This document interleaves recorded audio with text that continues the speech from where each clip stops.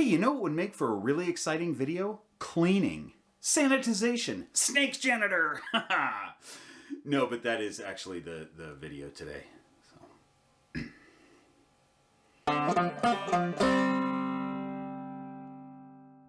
Welcome to the Green Room. I'm Bob Bledsoe, and if you thought that the title to this video was just sensational clickbait, you're wrong. I get a lot of requests from people asking if they could see how I clean things and keep things sanitary, and I'm like, really? You want to see the most boring part of snake keeping? But it's important, so let's get into it. Actually, I'm the one who's filming, so it's the most boring for me. My brother Kent, everyone. How do you figure that it's any more boring for you? Because it's more dangerous for me. Do you want to know why? Because of the snakes? Because of the snakes. Well, then you can help by cleaning tubs outside. No, there's wild snakes outside. You're a dedicated employee, Kent. Thanks. I'm doing full cleanouts today, and I generally keep it to 1 day for all the enclosures. I do it every 4 to 6 weeks as needed, but I never go beyond 6 weeks. I'm cleaning out everybody, but we're not going to show all that. I'm going to show you how I clean out the tubs. I'm going to show you a PVC enclosure and what I do with the bioactive as well. And don't worry, you'll get to see snakes too. It's not going to be all about cleaning supplies and wiping. In fact, say hello to Captain Farrell here. He's going in the playpen with a bunch of his neighbors later on today when I clean out his enclosure. All right, so my main cleaning agents are a bleach solution, Dawn dish soap sometimes, F10, sometimes chlorhexidine. Those are veterinary grade disinfectants, F10 and chlorhexidine. I use a plastic scraper or a spoon for urates, which mostly should have been gotten up already because of regular spot cleaning. Let's start on Echo's PVC enclosure. If I had a tank, this is basically how I would do that one as well. So first I'm gonna pull Echo out and put her on her ladder. She can hang out there while I clean.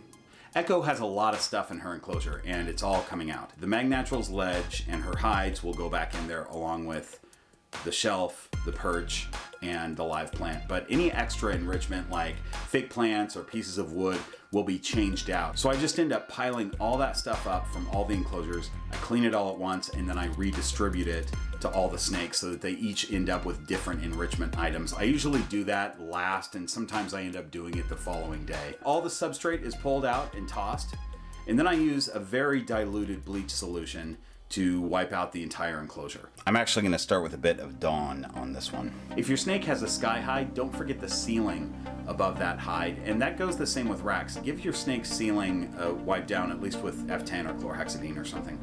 This is highly diluted bleach. It's a 32-ounce bottle, and I probably have 2 teaspoons of bleach in this. I'm kind of guessing right now though, because I don't quite remember, so do your research and just make sure you're doing very diluted bleach. I'm gonna let that bleach sit in there while I clean the shelf and all her other stuff. Make sure that the enclosure is well rinsed after doing not so much the F10, but if you're using a bleach solution or you're using Dawn dish soap, obviously make sure it's well rinsed because you don't want any residual smell, especially of bleach or other chemicals in there in that closed environment. I have these F10 wipes that I make myself. I buy these green wipe dry wipes off Amazon, and I mix up F10 and just dump that into the bucket, and it works great. It's I can grab an F10 wipe and wipe off the perch. Anything that doesn't have like a big mess already on it, I'll just wipe with F10. This is my F10 spray bottle. I'm just gonna douse this cork bark in F10. It doesn't have any poop on it or anything like that, so it'll be fine to just be doused in that and then let it dry. And just wipe this whole thing. I guess I didn't have to waste a wipe. I could have just sprayed F10 on a paper towel. But I'm just gonna wipe off this pot with the pothos here, which seems to be doing well, but it's not really growing. Like, it's been in there for a long time and it hasn't really grown much, but it's doing well, so. With the F10 and chlorhexidine, as I said, you can let that dry. I usually just let it sit for a few minutes and then I wipe it off. Same with the bleach solution.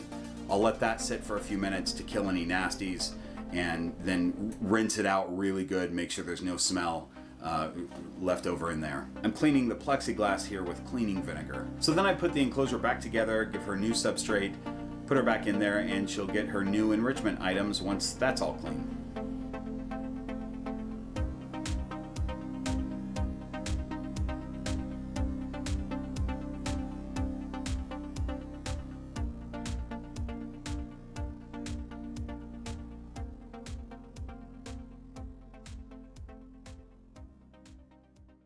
Let's do a real quick handwritten mid-video Patreon scroll. I handwrite these myself, you guys, with a chalk pen. And you may not know this about chalk pens, but they don't always work very well. And sometimes it takes me forever to get a name written correctly. Like Bailey here, took me forever. Alice, no problem. The pen was working great up here. It's got plenty of ink, but it's not working very well. Anyway, I'm not doing this to complain about chalk pens. I'm just saying that I spend time on these boards, so, you know, and I drew that. Look at that. Look at that flaming beard right there, because this is the group in the flaming beard tier 3. Anyway, that's not the point of this. The point of this is for me to thank the Patreon supporters, because they are helping me make varied content and higher quality content each time, and I really appreciate these folks. If you want to check that out, you can go to patreon.com/greenroompythons. Anyway, thank you so much, Patreon supporters. Really appreciate it. All right, tubs. This is the same basic process with the tubs. I try to do these in groups though. So I have 4 big mamas that can go roaming while I clean. So I let them come out, or I bring them out, and they can just sort of wander around and I clean their tubs. Well, I forgot that I have all of Lucille's stuff out because she is in with the inspector right now. So her stuff is all cleared out already, and I will clean hers tomorrow. Same with Kata. She's in here with Ron, and so I'll wait till tomorrow for her as well. This young lady can get cleaned out. I'll remove her stuff and let her. She'll wander off on her own, and then we'll do her thing. You guys, so Freya's tub is clean, but she shed last night, and she is a mama who is developing follicles. So I'm gonna leave the shed in there because I just cleaned out her entire tub and washed everything off, and I just want to keep some of her scent in there so that she feels like that's her nesting spot. Once those are done, I put them back, or I keep them out, whatever, but I put their tubs back together, and then I put the youngest snakes in the playpen and clean their tubs. They can cruise around, do whatever they want in their playpen. After that, I get the subadults. I usually do like 2 or 3 at a time with the subadults in the playpen, and I zip the top up on their playpen because I can't watch them and they can get out. They'd be easy to find, but you know, I don't need that extra task on cleaning day, so we zip up the top. Tubs are pretty easy to either take outside and clean with a hose, or bring into the shower and clean. I bleach them. I use F10. Sometimes I don't bleach. Sometimes I'll just use the Dawn dish soap and then F10 them afterwards, and then get them set back up. And same thing with them. I'll get them back in their tubs without enrichment, and then at the end of the whole thing, I clean the enrichment and then distribute it. This is probably a good time to take a break from cleaning and cut to Kent's Corner. Hi, and welcome to Kent. I'm in the corner. Welcome to Kent's Corner. I'm Kent. Since it's cleaning day today, I thought that I would talk to you about how I clean my VHS camcorder. Now, here's the thing. I don't ever clean it, really, because I don't want to wipe off all that sweet videotaping mojo, and it's always been like that, with a couple of exceptions. I bought this bad boy in 1988. So in 1992, things started to get real blurry, even though this is equipped with autofocus.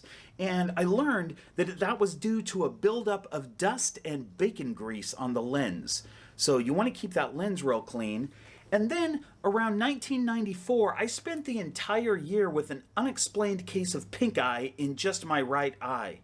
It took a team of doctors to realize that it was because of the eyepiece here, and it was a buildup of dust and, believe it or not, bacon grease.